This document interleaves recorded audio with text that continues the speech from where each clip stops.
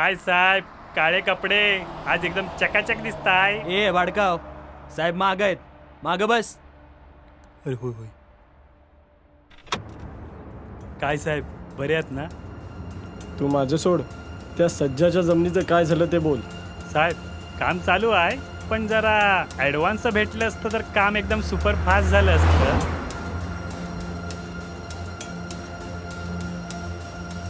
हे घे, आणि आता फालतू कारणांसाठी उशीर करू नको. आता लगेच जातो आणि सज्जाला सांगतो आणि जमीन तुमच्या नावावरच करून टाकतो. निघ.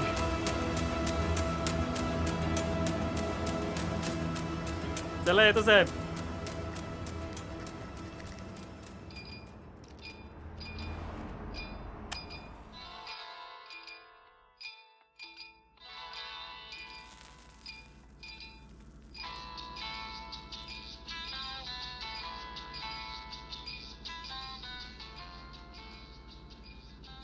काय सज्जन शेठ, अय दत्ता, काय करावं काय सुचत नाही रे. काय झालं? अरे काय होणार, तिच्या आईला त्या घरातली कटकट बायकोची, आणि हातात नाही जो 1.5 दमडी.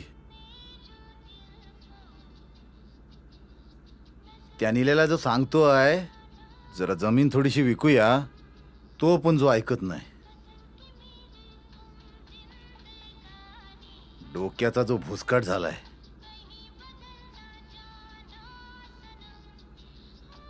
मी पण तुझ्यासारखाच होतो की नाही? माझ्याकडे काय होतं सांग मला? होतो की नाही तुझ्यासारखा? मग आता माझ्याकडे बघ, गाडी आहे, घर आहे, बायकोच्या गळ्यात दागिना आहे, अजून काय हवं सांग? आर बरोबर आहे तुझं, म्हणूनच मी चाललोय त्या गावातल्या सावकाराकडं. एकदा त्याच्याकडे जातो आणि बोलतोय जमीन विकून टाक. नको नको थांब. सावकारापेक्षा जास्त पैसे द्यायची जबाबदारी माझी. तू फक्त माझ्याकडे कागदपत्र दे, मी बघतो पुढचं काय करायचं तर.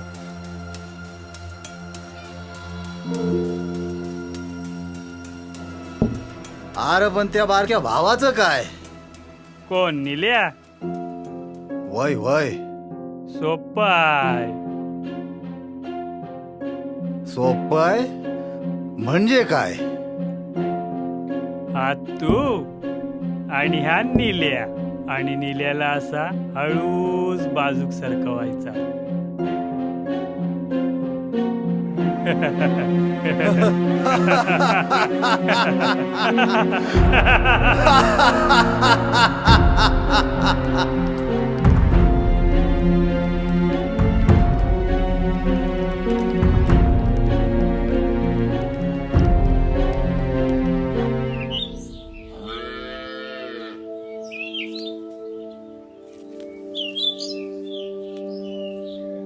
काय रे निल्या, हा दादा, आटपली काय काम सर्व? आहेत, चालू आहेत. यावर्षी पाऊस चांगला आहे, पीक पण येईल भरपूर. तुझ्या कष्टाचं पीक आहे, येईल दरवर्षीप्रमाणे या वर्षी पण भरपूर. वय की.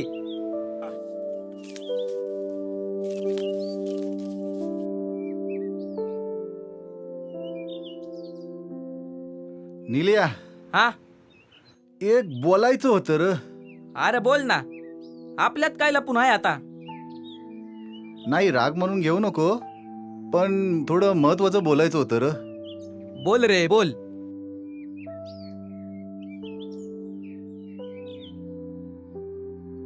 वा पुढं आलो.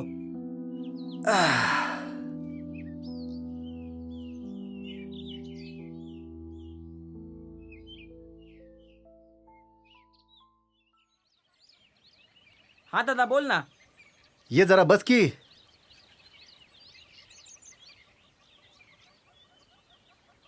तू आता बघतोयस ना, माझं आता लग्न पण झालंय, वयाने मी मोठा पण आहे ना.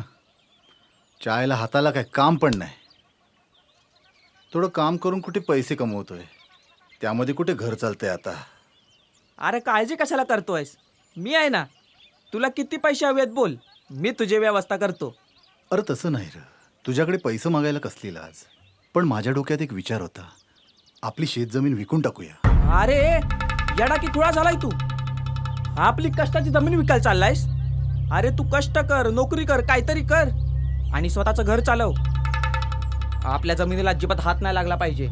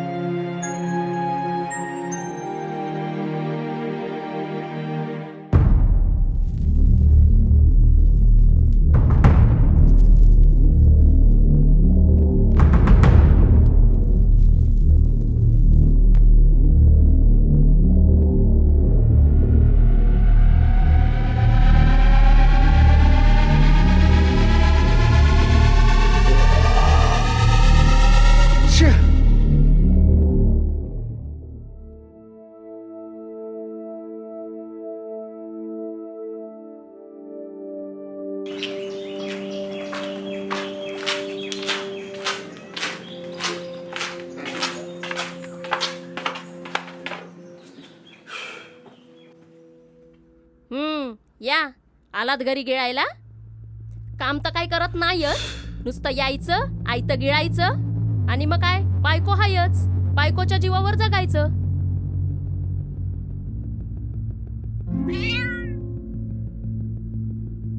आणि काय हो, आज तरी काय कमावून आणलात की नाही, की आलात परत हात हलवत? हाय जरा आता काय इथं तिथं बघतोय मी आता नोकरीचं. तच करा.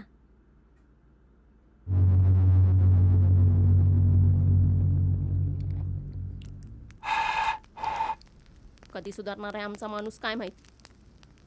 तेवढा सांगून पण परत तेच आहे.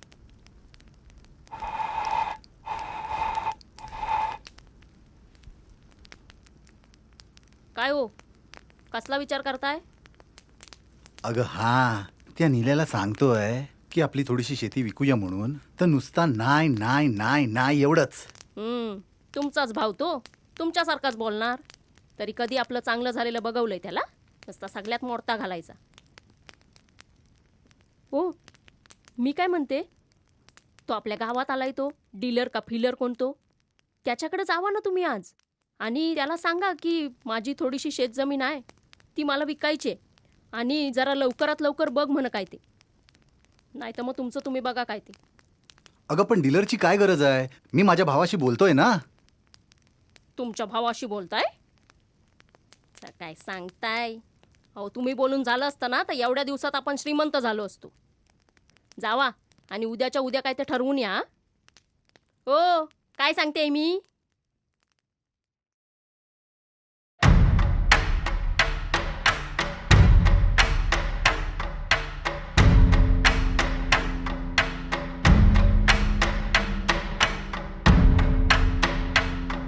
हो, काय सांगितलंय ते लक्षात आहे ना?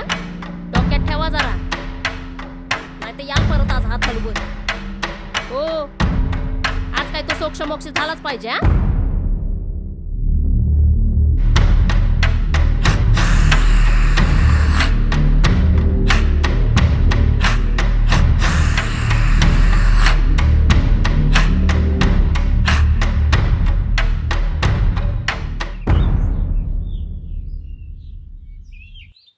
दादा, तू कोणाला विचारून आपली जमीन विकायला निघालायस? मी जमीन विकणार म्हणजे विकणार. जेवढाच जमिनीवर तुझा हक्क आहे तेवढाच जमिनीवर माझा पण हक्क आहे. मी आत्ताच्या आत्ता त्या बिल्डरकडे जाणार आणि आपली सगळी कागद परत घेऊन येणार. निल्या, दादा, मला जाऊ दे, नाही तर लई वाईट होईल. तू माझं नाही ऐकणार.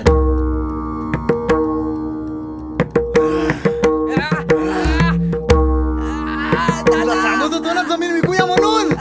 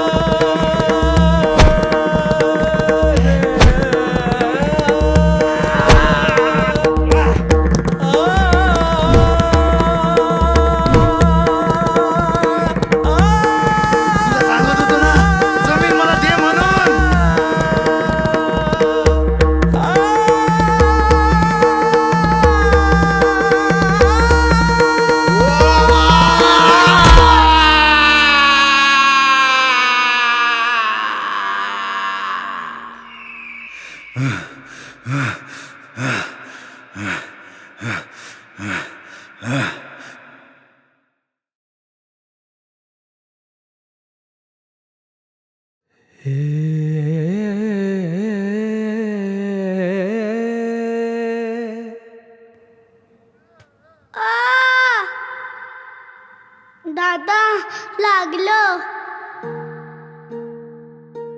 काळजी नको करूस, होईल बरं. दादा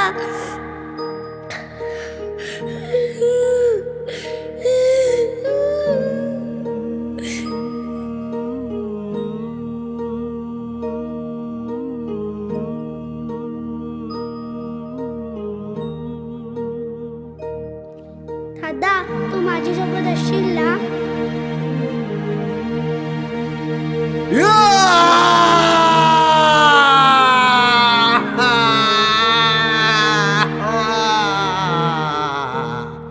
माझ्या भावा निल्या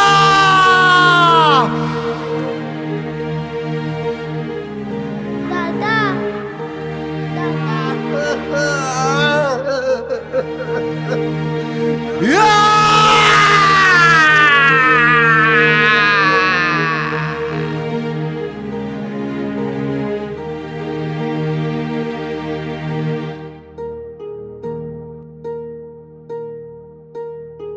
उठ ना रे निल्या, उठ ना. नकोय मला जमीन, उठ. शेती सारी विकली गेली, सोनं नाणं संपत्ती आली. साला 4 दिवसाच्या मोजे खातर उभ्या आयुष्याची माती झाली, उभ्या आयुष्याची माती झाली, उभ्या आयुष्याची माती झाली.